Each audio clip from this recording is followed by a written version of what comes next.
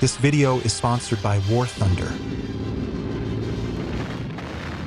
The summer of 1943 saw one of the largest armored clashes in history, the Battle of Kursk. This was no ordinary battle. It was a showdown between two military giants at the peak of their power. Elite commanders, battle-hardened troops, and latest battle tanks faced off in a brutal test of strategy, firepower, and endurance.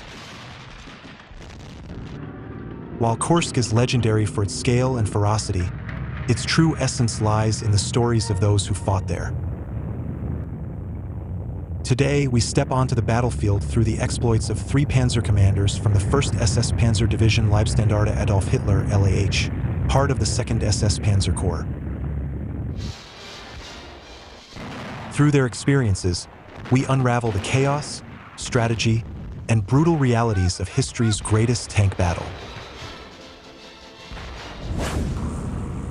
By the spring of 1943, the German recapture of Kharkov had created a massive Soviet-held salient centered around Kursk, forming a vulnerable bulge in the front lines. Operation Citadel was devised to crush this salient with a devastating pincer attack from the north and south, uniting Army Group Center and South to restore the front line. Field Marshal Erich von Manstein urged an attack in May, but Hitler delayed Operation Citadel until July to deploy the new Panther and Elephant tanks. The Germans assembled 800,000 men, 3,000 tanks, 10,000 guns, and 2,000 aircraft, their last major offensive force. The stakes couldn't be higher. The Germans were all in, gambling everything on a decisive breakthrough. Yet they faced 1.9 million Soviets, 5,000 tanks, 25,000 guns, and 3,000 aircraft. The Soviets used the delay to construct a formidable 25-mile deep defense, filled with trenches, bunkers, tank traps, and dense minefields.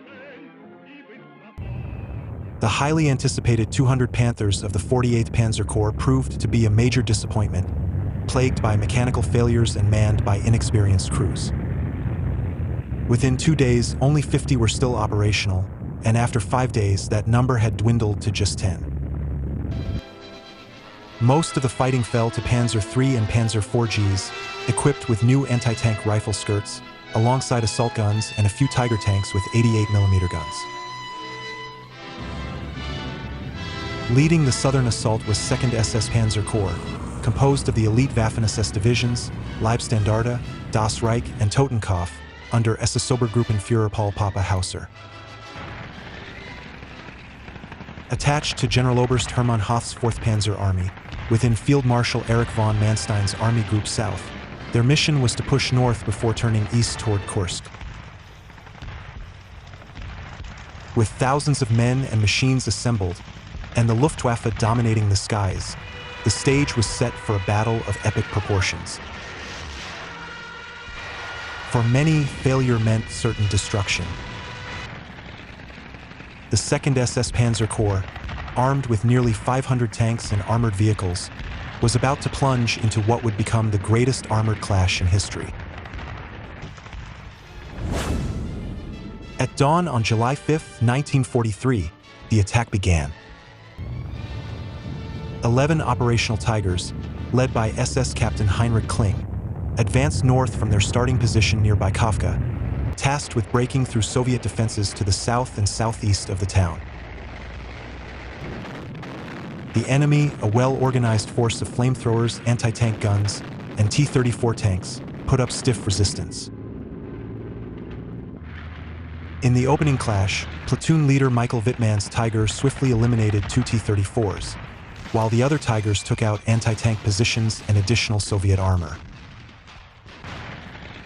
As the LAH pushed forward, the remaining Soviet vehicles retreated, and the Germans seized Bykovka. The day proved to be a dramatic one for Wittmann and his crew. Amid multiple engagements, Loader Walter Koch was wounded by shrapnel, and their Tigers struck a mine, damaging its tracks. SS Panzer Schütze Max Gaube replaced Koch, and the crippled Tiger was quickly towed to safety. Despite these setbacks, Wittmann's Tiger delivered devastating results, destroying 15 enemy targets, including 8 tanks and 7 of the feared anti-tank guns. Although Wittmann's crew avoided further injuries after the first day, they faced an exhausting battle to keep their battered Tiger operational. Over the next 4 days, Wittmann and his crew worked relentlessly, pushing through back-to-back combat sorties. July 9th brought a rare moment of respite as some panzer crews, including Wittmann's, were granted a brief rest in Teterovino. However, with Heinrich Kling and his replacement SS Obersturmführer Schütz, both wounded, Wittmann was appointed acting company commander on July 11th. The brutal combat had taken its toll, leaving the 29-year-old Panzer ace utterly exhausted. By this point, Wittmann's Tiger had racked up an astonishing tally: 30 enemy tanks and 28 anti-tank guns destroyed. But he was not the only one making history on the battlefield. During this intense period, several of Wittmann's comrades distinguished themselves with remarkable feats of bravery. Among them was 20-year-old SS Unterscharführer Franz Staudager, a member of Helmut Wendorf's 2nd Platoon. Before we dive back into the video, here's a quick word from our sponsor, War Thunder. War Thunder is the most comprehensive military vehicle combat game ever made. You can play for free on PC, PlayStation, Xbox, and mobile. You can command over 2,500 historically accurate tanks, aircraft, helicopters, and naval vessels from different nations spanning multiple eras. One of the things I personally love about War Thunder is the attention to detail. From the rumble of tank tracks to the sound of a fighter's engine roar, the realism is absolutely stunning, and you can play with just a mouse, keyboard, or controller. Now, here's something you'll want to check out: the game's highly detailed damage models. When you hit an enemy tank, it's not just a health bar going down. You see exactly where the shot landed and what it damaged. Join over 70 million players worldwide in epic PvP battles today. With an unmatched wealth of high-quality content to discover, there's simply no game better suited for fans of military history. And best of all, you can play War Thunder for free on PC, PlayStation, Xbox, and mobile. Just use the links in the pinned comment or video description to sign up. New and returning players on PC and consoles who haven't played in the last 6 months will also receive a massive bonus pack that includes multiple premium vehicles, the exclusive vehicle decorator Eagle of Valor, 100,000 Silver Lions, and 7 days of premium account. This offer is available for a limited time only, so don't miss out. Thanks again to War Thunder for sponsoring today's video. Now let's get back to it. By July 8, 1943, the Tigers of the 1st SS Panzer Division Leib-standarta had been at the heart of the brutal fighting at Kursk. These steel giants had shattered Soviet positions, but the relentless combat had taken its toll. Many of the mighty Tigers were damaged, including the one commanded by Franz Staudager. Frustrated, Staudager could only watch as his Tiger sat in the repair camp at Teterovino, its tracks damaged, unable to join the battle. It seemed like he would miss the action that day, but fate had other plans. At 10 a.m., an urgent message arrived at the repair camp. A massive Soviet assault force of 50 to 60 tanks was bearing down from the northwest. The German defenses were in grave danger of being overrun. Every available Tiger was already committed elsewhere. There was only one tank left to stop the onslaught: Staudager's. Without hesitation, Staudager and his crew rushed to make emergency repairs. The Tiger's tracks were barely holding together, but there was no time to waste. Limping into battle, Staudager arrived just in time to save elements of the Deutschland Infantry Battalion from being wiped out. 2 Soviet T-34s were already burning, destroyed by the desperate German defenders. But there were dozens more. The arrival of the steel behemoth turned the tide of battle. With infantry guiding their fire, the Tiger crew swiftly took out 3 Soviet T-34s, setting the stage for an intense showdown. Over the next brutal hours of combat, Staudager maneuvered skillfully, constantly shifting positions to avoid becoming an easy target, while knocking out 17 more enemy tanks.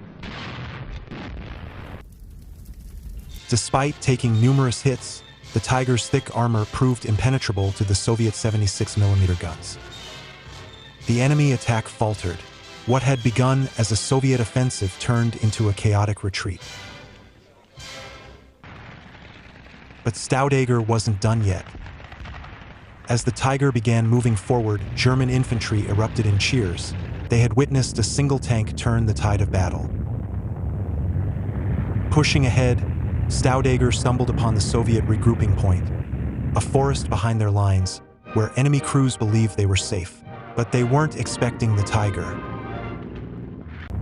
Like a vengeful beast emerging from the shadows, Staudager's tank roared into view. The 88mm gun thundered once more. 5 more Soviet tanks were obliterated in minutes. At that moment, however, Staudager's Tiger was out of armor-piercing rounds. With no way to destroy more tanks, he ordered his driver to retreat back into the woods. As they withdrew, Soviet shells rained down on the lone Tiger. Staudager's tank was hit 67 times, but it never gave in. His crew kept firing high explosive and smoke shells, keeping the enemy at bay as they crawled back to German lines.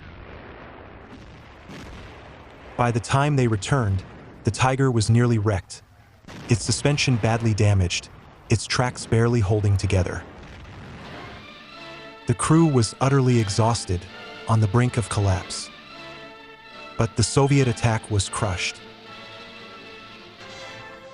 For his unbelievable bravery, Franz Staudager became the first Tiger commander ever to receive the Knight's Cross. His heroics were so astonishing that he was later invited by Adolf Hitler himself to recount the battle. As the Leib-standarta SS Panzer Division pushed forward, it had outperformed its Waffen-SS counterparts in the brutal advance. Fighting through the Selle River corridor, Michael Wittmann and his fellow tank commanders held firm against relentless Soviet counterattacks. Now, they stood just 3 kilometers from Prokhorovka, a previously insignificant town that was about to become the epicenter of the greatest tank battle in history.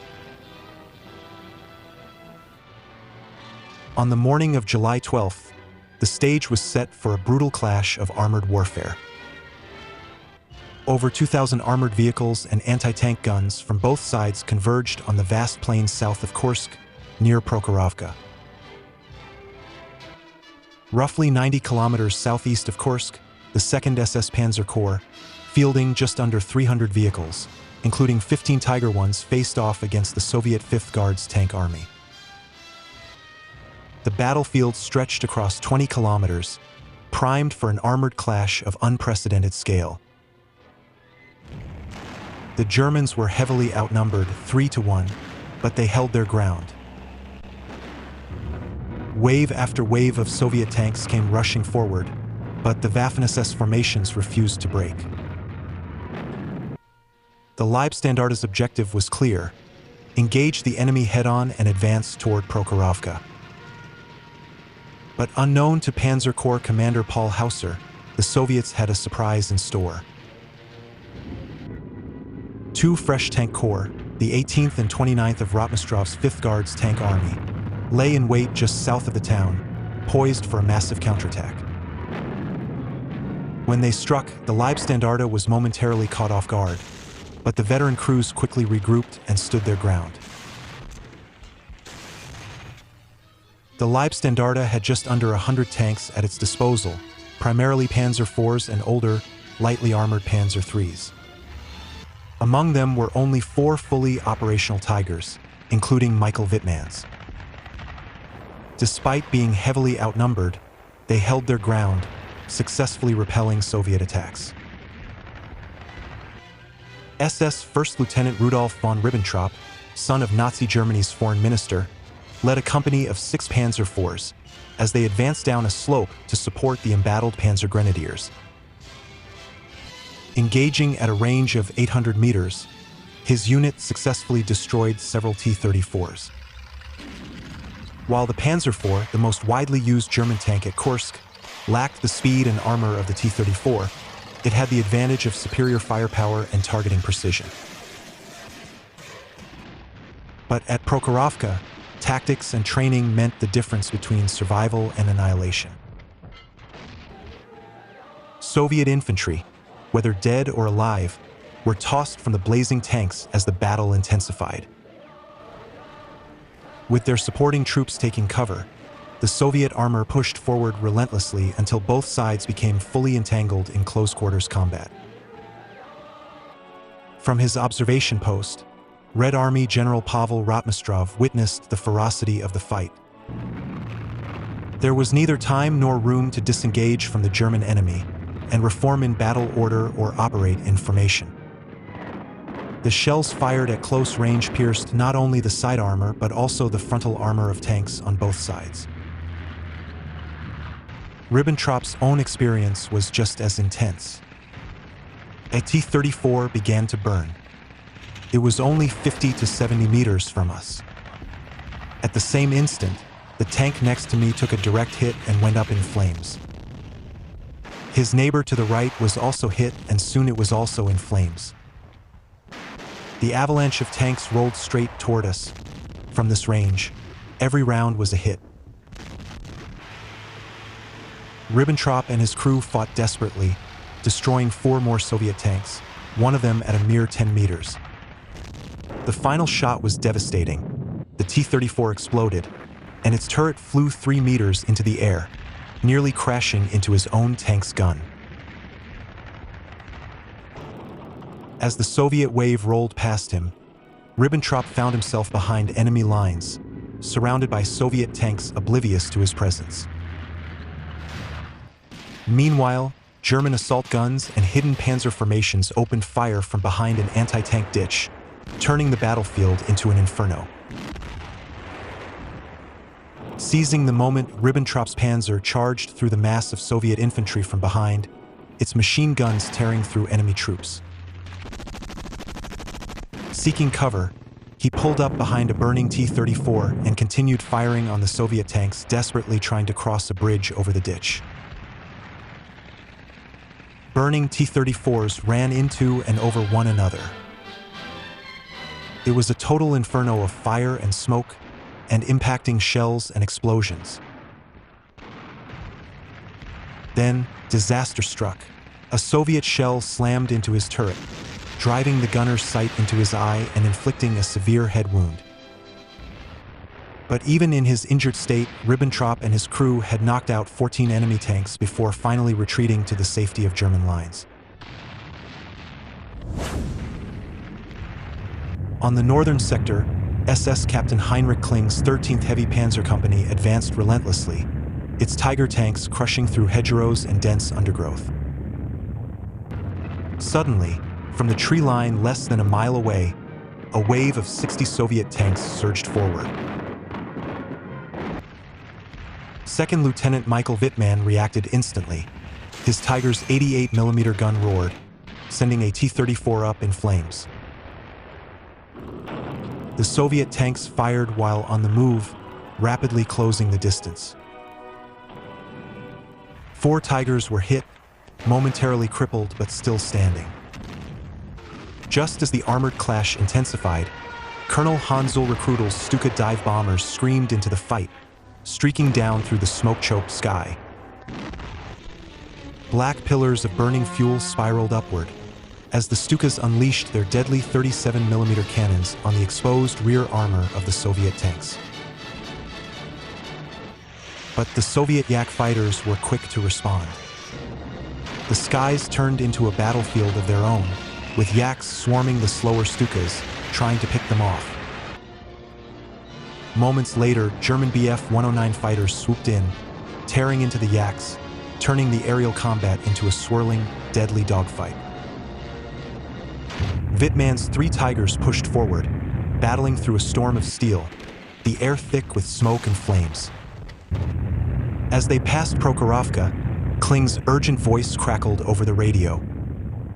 Achtung! Strong force of enemy tanks approaching from ahead. Many tanks. It was the 181st Tank Brigade. Soviet armor swarmed forward, disappearing briefly into a valley before cresting a nearby rise. The Tigers stood their ground, their 88mm cannons booming, tearing through the advancing Soviet ranks. Fiery explosions ripped through the battlefield as T-34s were blown apart.